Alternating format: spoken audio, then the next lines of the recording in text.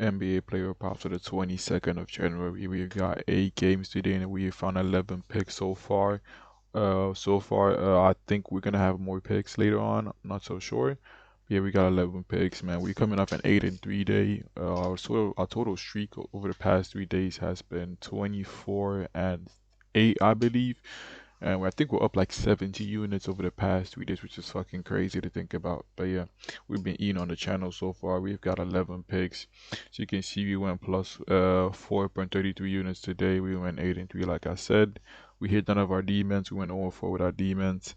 Uh, Total units profit on the since the channel started is 56.27, and our January profit is 12.36.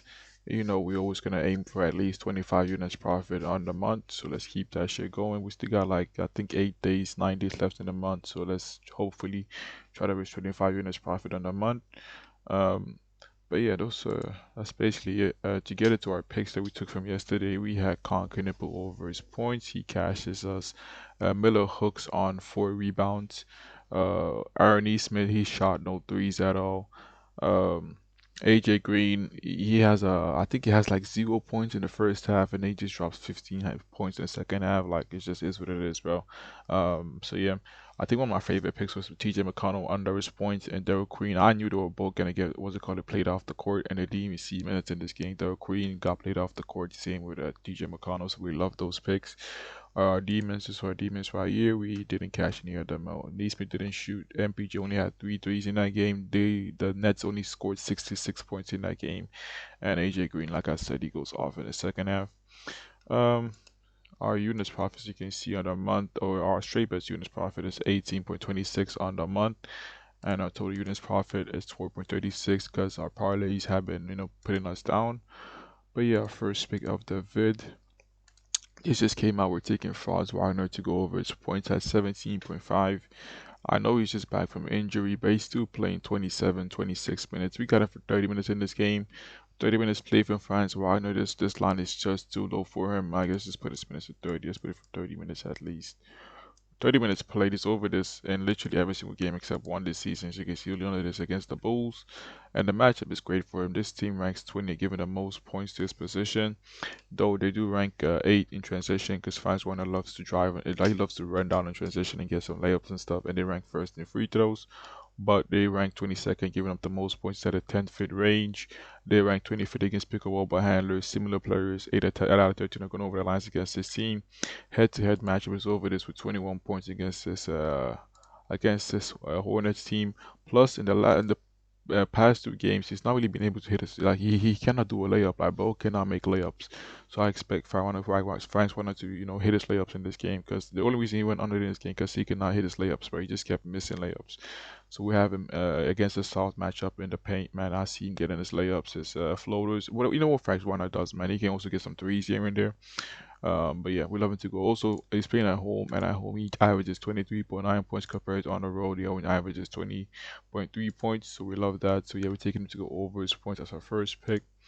Our second pick, we are fading Joel Embiid to go under his PRA at 38.5. Reason why the matchup is just fucking bad. It's just a bad matchup.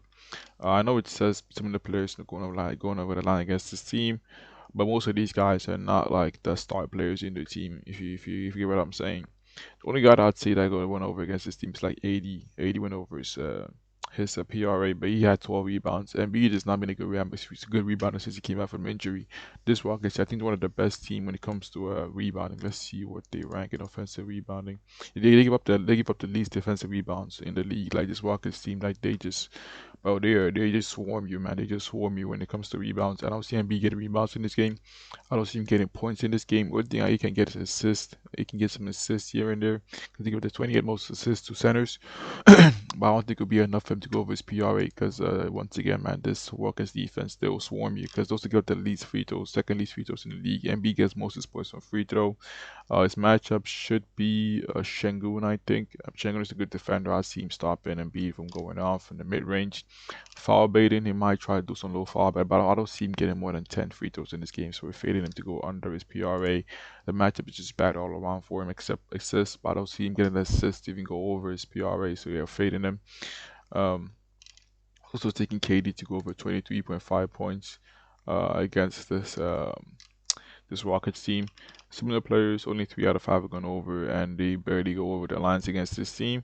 But the shooting matchup, as you can see from mid range, they rank 27 from the mid range. Like they just give up a lot of points to mid range shooters. That's KD's specialty. And also he's under this in 2 straight games. I know KD's not hit this in 2 straight games, and he like 23.5 is just too low for KD, man. This is just too low. I understand that he's not really been doing it past 2 games, but it's just like it's one of the games he can have a bounce back. So yeah, we haven't gone over his points. This is just too low, and the shooting range, as you can see, the matchup. If you can take like KD over, what's it called? Uh, 2 pointers made, then I'll say you can take that line. I don't have that in my country, but if I like price picks or something, KD over his 2 pointers made would be a good look. I see him absolutely torching this Rockets team because I think it's going to be guarded by Paul George. And no offense, I mean he's a good defender, but I still see KD getting his shots on Paul George. So yeah, we're going to take him to go over his points at 23.5. In this game, we have Payne Watson. For some reason, this is still getting this line at such a low value. Take him to go over his 20.5 PA against this Wizards team. Ever since Jokic went out, as you can see, it's just straight green for him. He's played this team already. Again, he had 23 PA in that game. The matchup is just too good for him. As you can see, this Wizards team just suck overall. And yeah, with Nurkic being out, he gets the ball more often. He sees 11.5 more usage with Nurkic being out, and 11.5 more usage. And this team, they give up the 26. They give up the 26. Yeah, they give up to this 26 most PA to his position. Like it's just gonna be a no defense game because this Nuggets team themselves they're not gonna defense with Jokic being out. So yeah, we got Payne Watson going over his PA. The issue you have a lot of points in transition, yeah, a lot of drives. You may get a couple of assists here and there. You can also take Jamal Murray to go over his PA, but I'm feeling more of Payne Watson. We've been riding Payne Watson ever since the line. Like these line has not been adjusted. Like I don't get a stand. Like we're literally getting fed money. Last game he hooked for us, but we take him. And last game we took him for 21 PA, but he hooked on 21. Also taking Aaron Gordon to go over his rebounds at 7.5. I'm taking a demon or a higher line.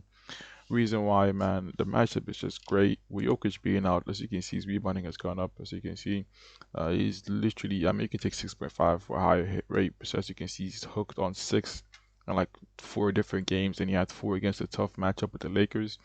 This Wizards team give up the 29th most rebounds in the league. 29 most rebounds in the league, as you can see, against tough matchups. So over this in 2 out of 4 games, and in these games, he had 7 and he had 6.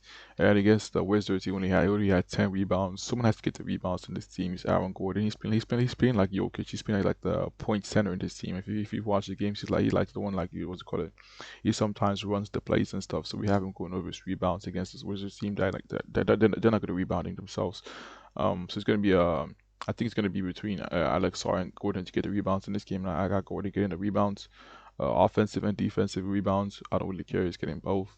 Honestly, I'm gonna do a D-man for 10 rebounds for Gordon. The matchup is just too good with Jokic being out. The rebound should be there for him. Those are my 2 picks in this game. On to this Mavs game, we're taking Cooper Flag to go over his rebounds at 5.5 against this Warriors team. They give up the 16 most rebounds in the league and the 20th most rebounds to his position. He's played this team once. I think he had 6 rebounds against this team. Let me just check if I'm not incorrect. Yeah, he had 6 rebounds against this team on 12 chances. This Warriors team and this Mavs team they're both known to not being good at rebounding. Plus, AD is out. Gafford is questionable. It's just a lot of factors. Someone has to rebound the ball. It's going to be between him and PJ Washington.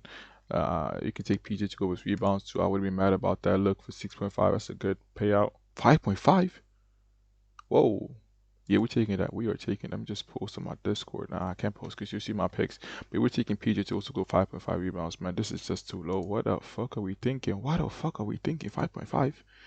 I just saw this. I just seen that. Yeah, we had another pick to the. We're taking PJ to go over 5.5 rebounds. Both these guys will be the one rebounding for the Mavs in this game. Cooper Flag and PJ.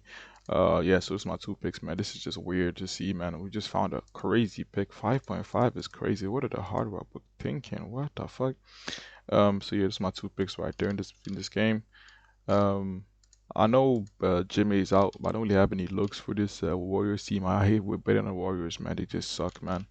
Um, Anyways, on to the next game. We're taking Nikola Vucevic to go over his threes against this Wolves team. He's played them once. He had three threes. The reason why is Gobert does not come out. He does not come out. He always drops. He always drops and guards the paint. So that leaves what's called it, Vucevic to pull out for three. We had the exact same lead last game against the Clippers, but he only had one, two threes in that game, and Josh Giddey was ruled out. So hoping that Josh Giddey gets ruled into this game. With Josh Giddey being into this game, I see Vucevic taking a lot more threes. So yeah, we're hoping that Josh Giddey to go over to be ruled into this game. So yeah, we're taking Vucevic to go over his 1.5 threes because as you can see against favorable matchup, they give up the most 3 pointers to centers. So you can see he's over this in 11 out of 14 games, averaging 2.6 threes made. In this game, he went 1 for 2, 1 for 5, and he went 0 for 4. As long as he takes 5 threes, we're happy with that. If he doesn't cash us with 5 threes attempts, then it's what it is, just a bad shooting night. But we'll be happy with at least 5 threes. So with 5 threes, we have him making at least two of them to go over to 1.5 threes. Um, yeah, I gotta check my picks actually. 1 second. In this game, we're taking Kawhi. I just gotta check my picks here. 1 second, guys. 1 second, guys. Um, yeah, in this game, we're taking Kawhi to go over 26.5 points. The matchup is great. They go to 29 most points to his position. He's played this team twice. He had 19 and 32 points. But the reason why he had 19 in this game because he was playing on the road, and we know Kawhi is not that guy on the road. So you can easily show you Kawhi splits on the road. On the road, he averages 22.8 points. But at home he averages 33. That's the 10-point difference. He plays 10 times better on at home compared to on the road. I don't know why the fuck that is. And also in the 3 games he's gone under at home. In this game I watched it, he got doubled the whole game by the Warriors because Harden was out. He got doubled the whole game. He couldn't really find any space to get off his shots. In this game he got locked down by fucking Jaylen Brown. And in this game I didn't watch this game, so I don't know what happened in that game. But otherwise, he's over this in 13 out of 16 games, averaging 33 points. His matchup will most likely be LeBron, and LeBron he's the GOAT. I'll give him that. He's the GOAT for sure. But he's past his prime. Like he's far past his prime. I don't see him keeping up with Kawhi. Kawhi, as you can see, the matchup is great. Pull up to rank 27th in the league. Like threes, mid ranges. Kawhi will get every single thing he wants in this game. So take him to go over his points. So taking Luka to go with 30.5 points. For some reason, this line came out at 30.5. As you can see, he's been bumped up to 32.5. For some reason, it came out at 30.5. They released Luka's line 30.5. Also taking 31.5 for good. This is a good payout value right here. 31.5, I like that. I guess his team's played them twice. He had 43 and 12. In this game, he had 12. He was injured. He went off injured.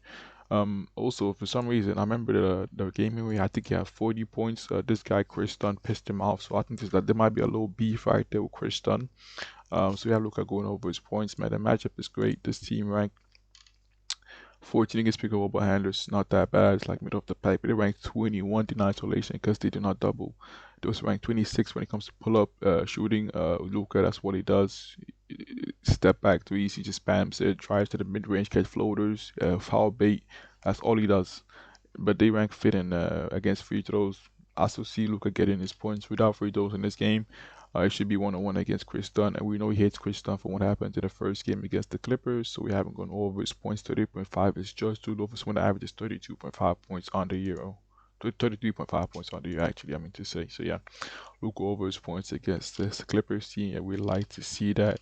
And we're fading DeAndre Ayton to go under his PR at 20.5. Favorite to go over in some books. I do not agree. The matchup is just totally shit for him. Rebounding matchup is ass. Points matchup is ass. His matchup should be Zubac. I mean, the way what's it called, Aiden usually scores his points. He usually backs down the center that he's facing up, and then he gets a floater, or he does a mid-range pull-up jumper. I don't see him doing that consistently against who was one of the best defenders in the league. So we're fading him to go under his PR. Also against tough defenses, against his player type, as you can see, he's under this in 9 out of 13 games, averaging 19 PR against tough matchups. But I would say in these 3 games, he has beef with this. This is his old team, so you can't really count his old team into this. And in this game, I think Wemby was out, so Wemby being out, it's kind of free real estate for any center against against the Spurs. So basically, he's under this in every single game. If you were to say it like that, because like I said, against the Spurs, I guess the Sun, I mean, I guess the Suns, I mean, they say it's his old team, so he has like a little more extra drive to play better. But otherwise, he's gone under this line in basically every single game. So we fit him to go under 20.5 PR. The matchup is just shit for him. I haven't checked out the Miami game yet, so I don't have any reads on that. But that should do it for my picks. I'm going to add what's it called? It's PJ Washington's rebounds. I'll just do it right now. Actually, PJ Washington over 5.5 rebounds. Minus 125 plus EV hard rock.